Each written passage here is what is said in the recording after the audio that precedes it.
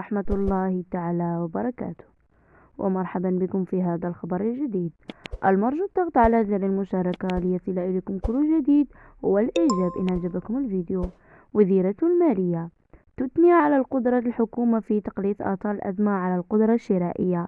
قالت وزيرة الاقتصاد والمالية نادية فتاح إن المغرب يحقق منذ فترة طويلة أدنى معدل للتضخم في المنطقة، وقد تمكن من تقليص أثر تداعيات الأزمة على القدرة الشرائية للمواطنين على الرغم من الظرفية الصعبة في سنة 2022.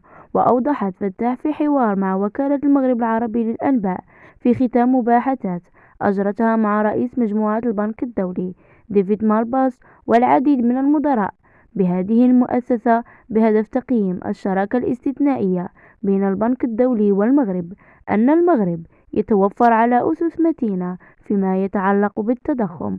ومن جهة أخرى أكدت الوزيرة أن سنة 2023 يرتقب أن تتميز باتباع مسار جديد ووضع استراتيجيات استباقية في العديد من القطاعات الرئيسية مثل الصناعة والطاقات الخضراء والفلاحة والسياحة والمياه، مبرزة رغبة الوزارة في وضع أسس قطيعة إيجابية في النموذج